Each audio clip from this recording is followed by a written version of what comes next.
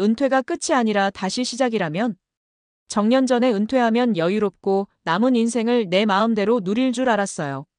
근데 현실은 다시 새벽 출근하는 삶이더라고요. 요즘 거리에서 자주 보이는 60대 경비 아저씨들. 그중 많은 분들이 사실 조기 은퇴자라는 사실 알고 계셨나요? 한창 일할 나이인 50대 중반에 퇴직하고 이제 좀 쉬자 하던 그분들이 몇 년 지나지 않아 다시 일터로 나선 겁니다. 예상보다 빨리 바닥난 퇴직금, 생각보다 적은 연금, 그리고 무엇보다 너무 길어진 은퇴 후 삶. 은퇴가 끝이 아니라 삶의 또 다른 시작이라는 걸 그제야 깨달은 거죠. 이 글에서는 은퇴 준비가 충분치 않았던 한 63세 경비원의 사례를 중심으로 조기 은퇴의 함정과 노후 준비의 진짜 현실을 짚어보려 합니다. 그리고 비슷한 상황에 빠진 분들이 다시 일어설 수 있도록 현실적인 대안도 함께 나눌게요. 우리 모두의 이야기일 수 있으니까요. 본론 조기 은퇴의 민낯과 다시 일터로 나선 이유. 1. 퇴직은 했지만 생활비는 계속된다. 요즘은 100세 시대라는데 55세에 은퇴하면 무려 40년을 더 살아야 합니다. 그런데 문제는 그 40년을 버틸 돈이 없다는 거예요. 63세 경비원 박성호 씨가 겪는 대기업을 다니다가 56세에 자발적으로 퇴직했습니다. 퇴직 당시 퇴직금과 퇴직연금, 그리고 소형 아파트 전세금 정도가 전 재산이었죠. 그는 말합니다. 그때는 나름 괜찮게 모았다고 생각했어요. 아내랑 여행도 좀 다니고 소일거리하며 살면 되겠다 싶었죠. 하지만 막상 은퇴 후 생활은 생각보다 훨씬 빠르게 그를 압박해왔습니다. 의료비, 자녀 결혼 비용, 예상보다 오른 물가, 그리고 멈춰버린 소득. 2년쯤 지나자 예금 잔고는 반토막이 났고 5년이 되자 노후 자금이라는 말이 무색할 만큼 바닥이 드러났습니다. 결국 박 씨는 61세에 경비직을 알아보며 다시 취업시장으로 나갔죠. 연금만 믿었는데 그게 함정이었죠. 또 다른 사례, 62세 김명순 씨가 겪는 교직에서 30년 넘게 일한 뒤 57세에 명예퇴직을 선택했습니다. 본인의 교직연금이 나오고 남편 역시 퇴직 공무원이니 연금 둘이 합치면 충분하다고 생각했죠. 그런데 막상 은퇴 후 3년이 지나면서 충분하다는 게 착각이었다는 걸 깨달았다고 해요. 김 씨는 이렇게 말합니다. 공무원 연금? 많다고 생각했는데 막상 써보면 남는 게 없어요. 병원비, 보험, 조카들 용돈까지 주다 보면 월급처럼 아껴 써야 돼요.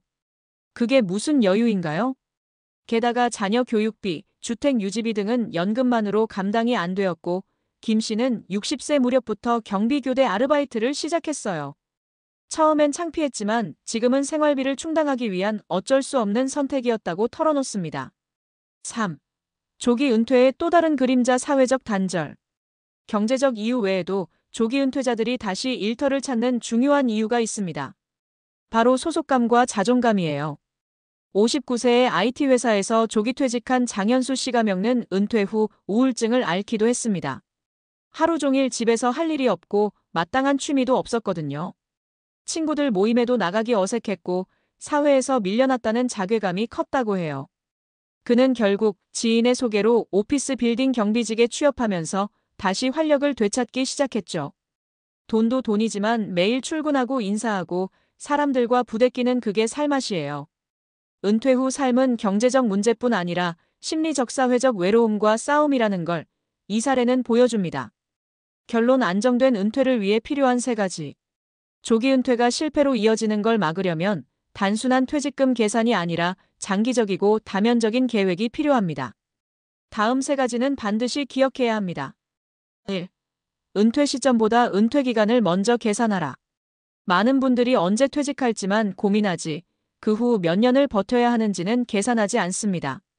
평균 기대 수명 85세 기준, 55세 은퇴라면 30년, 60세 은퇴라면 25년 이상입니다. 단순히 퇴직금을 쌓는 게 아니라 이 돈이 얼마 동안 어떻게 나눠 써야 하는지 미리 시뮬레이션 해보는 게 필수입니다. 2. 일은 은퇴해도 수입은 계속 나와야 한다. 요즘은 파이어족이든 일반 은퇴자든 은퇴 후 수익 루트가 하나쯤 있어야 합니다. 예를 들어 블로그, 유튜브 등 디지털 플랫폼 수익, 배당주나 리츠 등 투자 수익, 퇴직 전부터 해온 소규모 부업, 노동이 아니어도 되는 지속적인 현금 흐름을 준비해두는 게 진짜 은퇴 준비예요. 3. 심리적 준비도 필요하다. 은퇴는 고립이 아니다.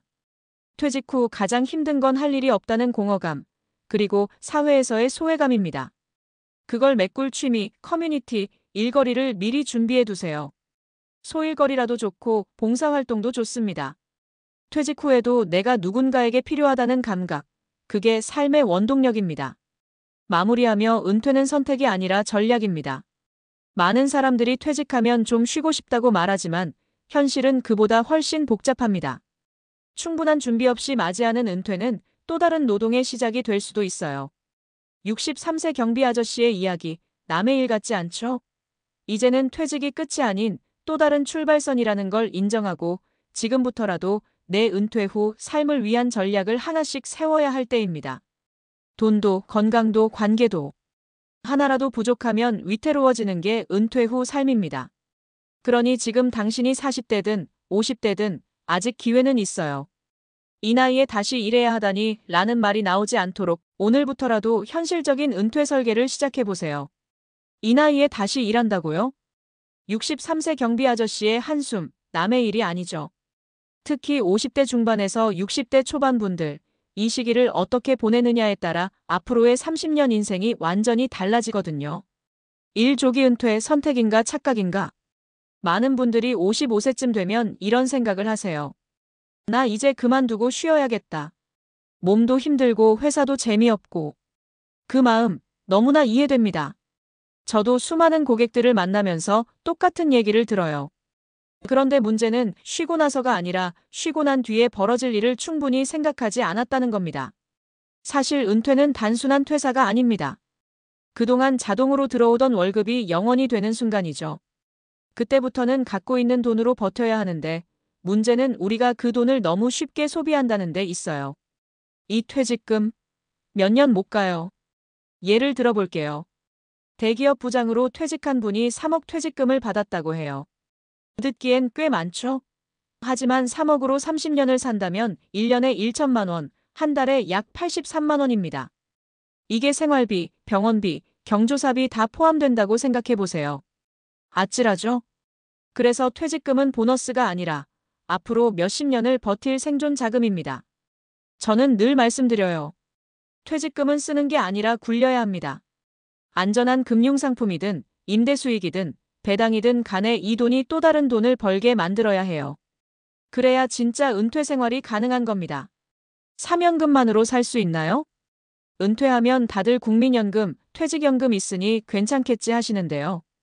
솔직히 말씀드리면 요즘 물가에선 연금만으로 넉넉하게 사는 건 거의 불가능해요.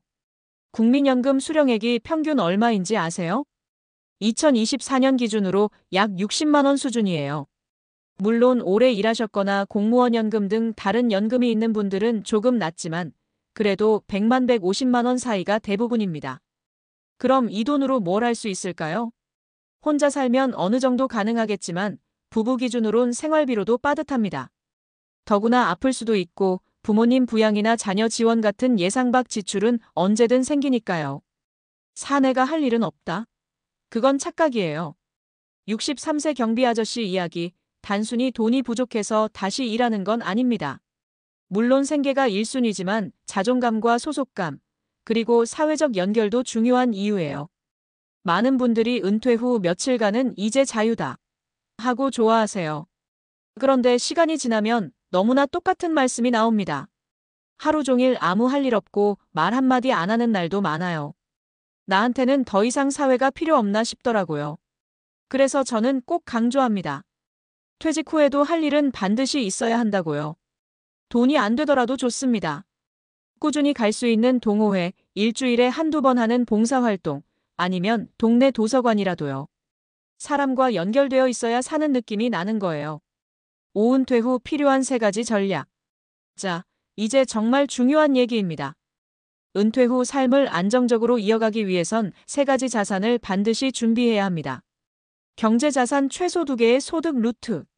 하나는 연금, 나머지 하나는 스스로 만들어야 할 수익 구조입니다. 요즘은 유튜브, 스마트 스토어, 블로그 수익, 중고거래 등 디지털 기반 수익 구조도 많아졌어요. 아니면 조그만 임대 수익, 장기 펀드 배당, 심지어 틈틈이 하는 아르바이트도 자산입니다. 돈은 멈추지 않고 들어와야 한다는 원칙을 잊지 마세요.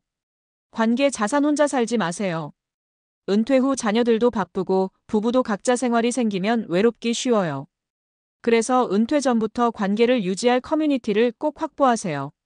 친구, 교회, 봉사 모임, 동호회든 뭐든 상관없습니다. 관계는 돈보다 더 중요한 자산이에요.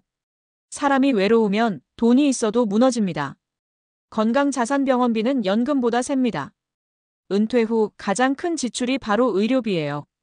조기 은퇴 이후 가장 후회하는 이유 1순위가 건강관리 안 해서 병원비가 너무 많이 나간다는 겁니다. 건강은 은퇴 후 가장 큰 투자처입니다. 매일 30분 걷기, 주 2회 근력운동, 정기 건강검진. 이게 노후자금 아끼는 지름길입니다. 전문가의 한마디 정리. 퇴직은 끝이 아닙니다. 퇴직은 돈과 역할이 동시에 사라지는 순간입니다. 그 공백을 채울 수 없다면 지금 이 글을 읽는 여러분도 언젠가 이 나이에 내가 다시 출근할 줄 몰랐다. 이 말을 하게 될지 모릅니다. 하지만 희망은 있어요. 지금부터 준비한다면 충분히 다르게 살 수 있습니다. 퇴직 전 12년만이라도 집중적으로 은퇴 후 구조를 만들면 훨씬 더 안정적이고 자유로운 노후를 맞이할 수 있어요. 마무리하며 63세 경비 아저씨의 이야기는 슬픈 현실이자 중요한 경고입니다. 그리고 동시에 지금 우리가 할 수 있는 선택이 무엇인지 알려주는 힌트이기도 하죠. 너무 늦기 전에 돈의 흐름을 점검하세요. 너무 늦기 전에 나의 정체성을 새로 세우세요. 너무 늦기 전에 살아갈 구조를 만들어 두세요. 은퇴는 나이로 오는 게 아니라 준비로 맞이하는 겁니다. 지금 여러분은 준비 중이신가요?